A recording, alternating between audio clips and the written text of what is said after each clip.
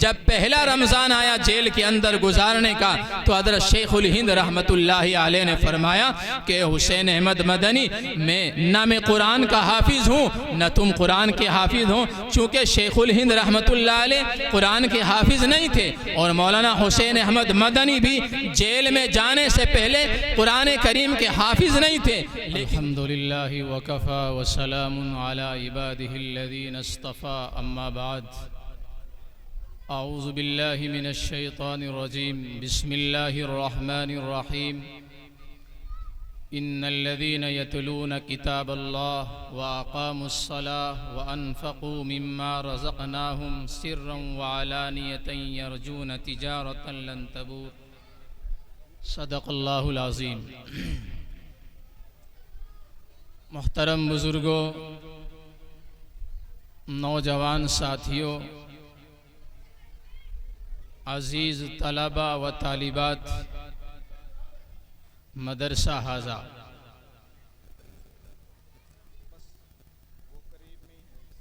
آپ کے یہاں اس علاقے میں پہلی حاضری ہوئی ہے۔ اس گاؤں کا نام تو سنا تھا لیکن دیکھا نہیں تھا۔ بہرحال مدرسے کی نسبت سے اور مدرسے کے مدرس قاری شعیب کے تعلق سے یہاں حاضری ہوئی ہے۔ اللہ تعالی حاضری کو قبول فرمائے۔ لیکن میں بھی یہاں تقریباً 1 بجے سے موجود ہوں۔ غلطی آپ حضرات کی بھی نہیں ہے، کیونکہ گرمی کا موسم ہے اور گرمی بھی ہلکی پھلکی نہیں ہے،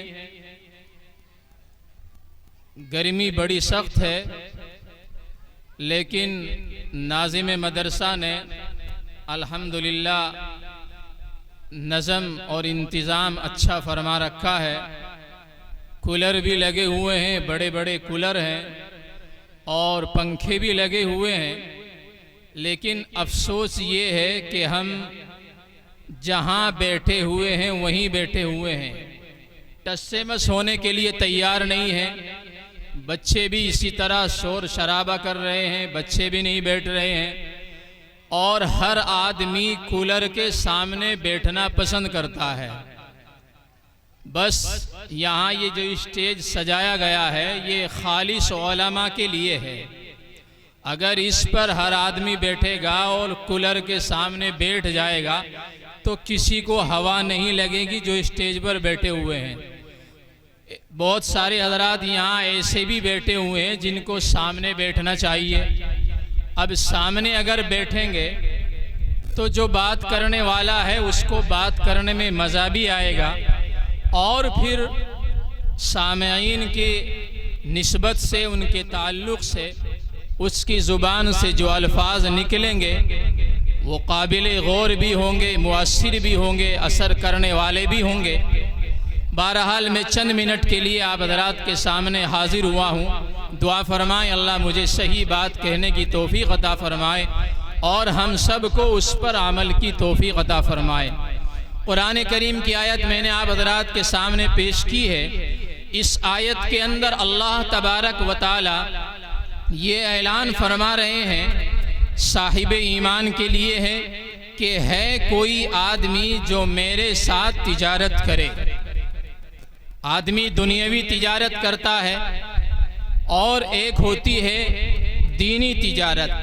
تو اللہ تعالیٰ اپنے بندوں سے فرما رہے ہیں کہ آؤ میرے ساتھ تجارت کرو، اور ایسی تجارت کہ جس میں نفع ہی نفع ہے، فائدہ ہی فائدہ ہے، نقصان کا کوئی پہلو ہے ہی نہیں۔ وہ تجارت کیا ہے؟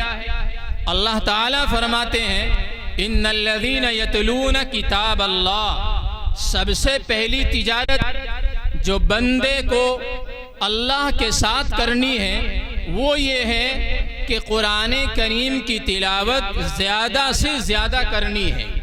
قرآن کریم جو اللہ کا افضل کلام ہے، جس سے بڑھ کر کوئی کلام نہیں ہے، جس کے ایک ایک حرف پر اللہ تبارک و تعالی 10 نیکی عطا فرماتے ہیں۔ مثال کے طور پر حدیث شریف کے اندر آتا ہے، اگر کوئی آدمی الف لام میم کہتا ہے تو یہ بظاہر تو ایک حرف ہے، لیکن اگر اس کو دیکھا جائے تو اس کے اندر 3 حروف ہیں۔ الف الگ حرف ہے، لام الگ حرف ہے اور میم الگ حرف ہے۔ جناب رسول اللہ صلی اللہ علیہ وسلم نے ارشاد فرمایا کہ اگر کوئی آدمی الف لام میم کہتا ہے تو اللہ تعالیٰ اس کو 30 نیکی عطا فرماتے ہیں۔ جو آدمی قرآن کریم پڑھنے کا معمول بنا لے گا، چاہے آدمی روزانہ نماز فجر کے بعد 1 پاؤ ہی پڑھے، لیکن قرآن کریم کی تلاوت ضرور کرے۔ آپ نے نام سنا ہوگا حضرت امام احمد ابن حنبل رحمۃ اللہ علیہ کا، بہت بڑے محدث، بہت بڑے عالم، بہت بڑے فقیہ۔ ان کے متعلق آتا ہے، ان کے واقعات میں لکھا ہے کہ حضرت امام احمد ابن حنبل رحمۃ اللہ علیہ کو ایک مرتبہ اللہ تعالیٰ کی زیارت کا شرف حاصل ہوا۔ خواب میں اللہ تعالیٰ کی زیارت کی۔ چنانچہ حضرت امام احمد ابن حنبل رحمۃ اللہ علیہ نے فرمایا اللہ تعالیٰ سے کہ اللہ مجھے کوئی ایسا عمل بتا دیجئے کہ جس عمل کے کرنے سے مجھے آپ کا قرب حاصل ہو جائے اور میں آپ کا مقرب بندہ بن جاؤں۔ اللہ اکبر! کتنے بڑے محدث اور کتنا بڑا فقیہ، ہر ہزار لوگوں کو حدیث سنانے والا، روزانہ بیان کرنے والا، وہ بھی یہ کہہ رہا ہے کہ مجھے کوئی ایسا عمل بتا دیجئے کہ جس کی وجہ سے میں اللہ کا مقرب بندہ بن جاؤں۔ تو میرے محترم، اللہ تعالیٰ فرماتے ہیں کہ احمد اگر تم میرے مقرب بندہ بننا چاہتے ہو، میرے قریب آنا چاہتے ہو، میرا تقرب حاصل کرنا چاہتے ہو، تو بس آپ کو ایک کام کرنا ہوگا، اور وہ کام یہ ہے روزانہ میرے قرآن کی تلاوت زیادہ سے زیادہ کرنی ہے۔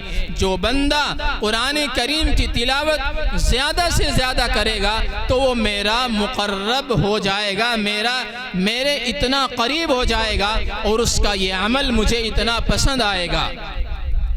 دیکھیے قرآن کریم کی تلاوت کتنا بڑا اجر و ثواب کا باعث ہے۔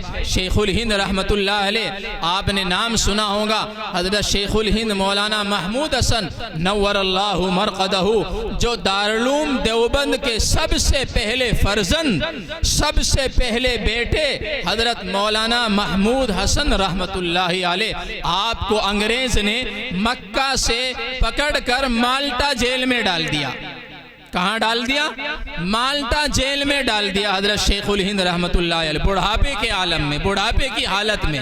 وہاں موجود تھے شیخ الاسلام حضرت مولانا حسین احمد مدنی رحمۃ اللہ علیہ بھی، جو آپ کے شاگرد تھے۔ حضرت کو پتہ چلا کہ انگریزوں نے حضرت شیخ الہند کو پکڑ کر گرفتار کر کے مالٹا جیل میں ڈال دیا ہے۔ چنانچہ شیخ الاسلام مولانا حسین احمد مدنی کو پتہ چلا کہ میرے استاد کو جیل بھیج دیا گیا ہے۔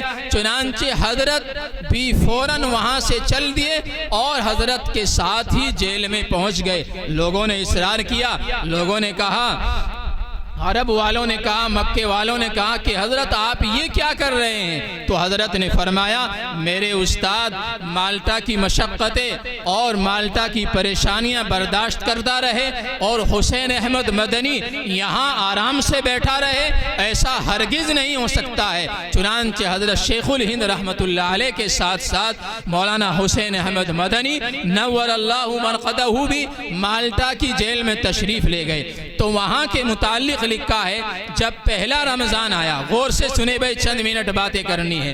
جب پہلا رمضان آیا جیل کے اندر گزارنے کا، تو حضرت شیخ الہند رحمۃ اللہ علیہ نے فرمایا کہ حسین احمد مدنی، نہ میں قرآن کا حافظ ہوں نہ تم قرآن کے حافظ ہوں۔ چونکہ شیخ الہند رحمۃ اللہ علیہ قرآن کے حافظ نہیں تھے اور مولانا حسین احمد مدنی بھی جیل میں جانے سے پہلے قرآن کریم کے حافظ نہیں تھے، لیکن جب مالٹا جیل میں پہنچے اور رمضان المبارک کا مہینہ آیا تو حضرت شیخ الہند نے یہ احساس کیا کہ قرآن کریم تراویح میں سنائے تو کون سنائے؟ حسین احمد مدنی، نہ میں حافظ ہوں نہ تم حافظ ہو، تو قرآن کون سنائے؟ تو مولانا حسین احمد مدنی نور اللہ مرقدہ نے فرمایا کہ حضرت آپ فکر نہ کریں، آپ غم نہ کریں، میں روزانہ ایک سپارہ قرآن کریم کا حفظ کیا کروں گا اور عشاء کی تراویح میں نماز میں سنا دیا کروں گا۔ اللہ اکبر۔ چنانچہ شیخ الاسلام حضرت مولانا حسین احمد مدنی نور اللہ مرقدہ روزانہ مالٹا کی جیل میں رہ کر ایک پارہ روزانہ صبح یاد کرتے تھے اور عشاء کے وقت حفظ یاد کر لیا کرتے تھے اور شیخ الہند سے تراویح میں سنا دیا کرتے تھے۔ معلوم یہ ہوا جب مالٹا جیل میں گئے تو قرآن کریم کے حافظ نہیں تھے، لیکن جب مالٹا جیل سے نکلے تو قرآن کریم کے حافظ بن چکے تھے۔ آج حضرت کے خاندان میں 50 حافظ موجود ہیں الحمدللہ۔ تو یہ قرآن کریم کا معجزہ ہے۔ قرآن کریم کی تلاوت زیادہ سے زیادہ کی جائے۔ آگے اللہ تعالیٰ فرماتے ہیں وَأَقَامُوا الصَّلَاةَ، دوسری بات نماز قائم کرو، نماز قائم کرو۔ قرآن کریم میں اللہ تعالیٰ نے فرمایا کہ نماز پڑھو۔ ہمارا حال کیا ہے؟ ہم جمعے کی نماز پڑھتے ہیں اور پورا ہفتہ ہم چھٹی پر رہتے ہیں۔ ایسا تو نہیں ہے کہ ہم جمعے کو ہی کھانا کھاتے ہو، جمعے کو ہی پانی پیتے ہوں یا جمعے کو ہی کپڑے بدلتے ہوں، ایسا تو نہیں ہوتا ہے۔ اللہ تعالیٰ کی نعمتیں ہر وقت بندے کے اوپر نازل ہو رہی ہے اور بندہ اللہ کی رحمتوں کو استعمال میں لا رہا ہے، تو ہم اللہ کی ناشکری نہ کریں، پانچوں وقت کے نمازی بنیں۔ ایسا نہ ہو ہم اپنی مرضی سے نمازیں پڑھیں، 2 وقت کی نماز پڑھ لی، 3 وقت کی چھوڑ دی، 3 وقت کی پڑھ لی، 2 وقت کی چھوڑ دی۔ یہ تو من مانی زندگی ہے۔ رب چاہی زندگی اگر گزاریں گے تو انشاءاللہ فائدہ ہی فائدہ ہوگا، اور جو آدمی من مانی زندگی گزارے گا وہ دنیا میں بھی خسارہ اٹھائے گا اور آخرت میں بھی اس کے لیے کوئی حصہ نہیں ہوگا۔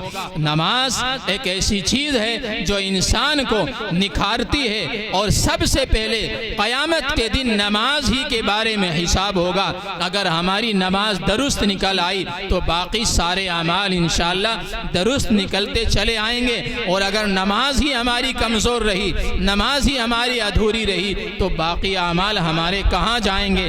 ہمیں چاہیے کہ ہم اپنی نمازوں کی فکر کرنے کے ساتھ ساتھ اپنے پڑوسیوں کی بھی فکر کریں، اپنی اولادوں کی بھی فکر کریں، بچوں کی بھی فکر کریں۔ اسی لیے اللہ نے قرآن کریم کے اندر ارشاد فرمایا یا ایھا الذین آمنوا قوا انفسکم واہلیکم نارا، کہ اے ایمان والو اپنے آپ کو بھی جہنم سے بچاؤ اور اپنے اہل و عیال کو بھی، اپنی اولاد کو بھی۔ وہ کیسے بچے گی؟ ہمیں چاہیے کہ جب ہم مسجد میں جائیں تو اپنے بچوں کو بھی نماز کا حکم کرے۔ حدیث شریف کے اندر آتا ہے جناب رسول اللہ صلی اللہ علیہ وسلم نے ارشاد فرمایا کہ جب بچہ 7 سال کا ہو جائے تو اس کو نماز کا حکم کرو، نماز کا حکم کرو کہ اے بچے نماز پڑھ، نماز پڑھ، نماز پڑھ۔ جب ہم اس کو 5 وقت یہ کہیں گے کہ میرے بچے نماز پڑھو، نماز پڑھو، تو ایسا نہیں ہے، اس کے ذہن میں یہ بات آئے گی کہ ہاں یہ نماز کوئی اہم چیز ہے، نماز کوئی اہم عبادت ہے، تو وہ ضرور بھی ضرور مسجد میں جائے گا، اللہ کے سامنے سر بسجود ہوگا اور 5 وقت نماز ادا کرے گا۔ تو حدیث شریف کے اندر آتا ہے کہ جب بچہ 7 سال کا ہو جائے اس کو نماز کا حکم کرو۔ اب ہم کیا کرتے ہیں؟ بچہ جب 7 سال کا ہوتا ہے تو یہ کہتے ہیں کہ یہ ابھی بچہ ہے، اس کو نماز کی ضرورت کہاں ہے، یہ ابھی نماز کا مکلف نہیں ہوا ہے۔ یہ ظاہر سی بات ہے کہ وہ نماز کا مکلف نہیں ہوا ہے، لیکن جب ہم شروع سے کسی چیز کا عادی بنا دیں گے تو وہ اس کی عادت پک جائے گی اور وہ اس کا عادی بن جائے گا، نماز پڑھنا شروع کر دے گا۔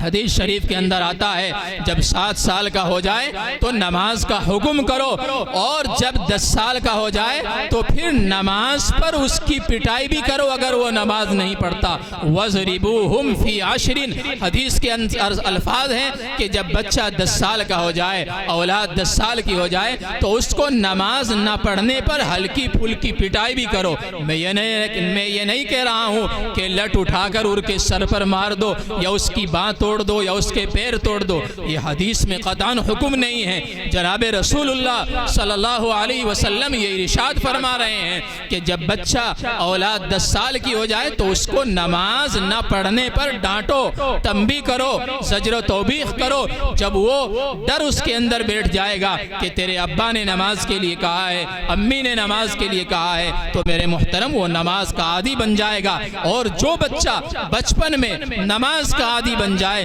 تو پھر انشاءاللہ مرتے دم تک نماز نہیں چھوڑے گا۔ اسی لیے اللہ نے قرآن میں فرمایا یا ایھا الذین آمنوا قوا انفسکم واہلیکم نارا، کہ اے ایمان والوں اپنے آپ کو بھی جہنم کی آگ سے بچاؤ اور اپنے اہل و عیال کو بھی جہنم سے بچاؤ۔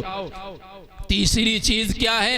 وَأَقَامُوا الصَّلَاةَ کے بعد وَأَنفَقُوا مِمَّا رَزَقْنَاهُمْ سِرًّا وَعَلَانِيَةً يَرْجُونَ تِجَارَةً لَن تَبُورَ۔ اللہ تعالیٰ فرماتے ہیں کہ بندو ایک تیسری تجارت میرے ساتھ کرنے کا فائدہ یہ ہوگا کہ اس میں نقصان کا کوئی پہلو نہیں، فائدہ ہی فائدہ ہے۔ وہ کیا ہے؟ وَأَنفَقُوا مِمَّا رَزَقْنَاهُمْ، جو مال و دولت اللہ نے تمہیں عطا کیا ہے، جو مال و دولت اللہ نے تمہیں نوازا ہے، جس مال و دولت سے اس کو اللہ کے راستے میں بھی خرچ کرو۔ یہ تجارت کیسی ہے؟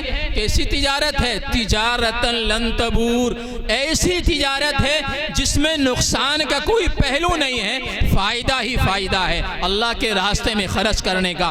آپ نے حدیث سنی ہوگی کہ جو آدمی 1 روپیہ خرچ کرتا ہے اللہ تعالیٰ اس کو 700 نیکیاں بڑھا کر کے دیتے ہیں۔ کتنا بڑا ثواب اللہ تعالیٰ بندے کو نواز رہے ہیں۔ اور یہ تو دنیا کا معاملہ ہے، آگے یہیں نہیں رکتے اللہ تعالیٰ، واللہ یضاعف لمن یشاء، آگے اللہ تعالیٰ کیا فرماتے ہیں؟ اور اللہ اس سے بھی زیادہ بڑھا کر کے دیں گے، واللہ واسع علیم۔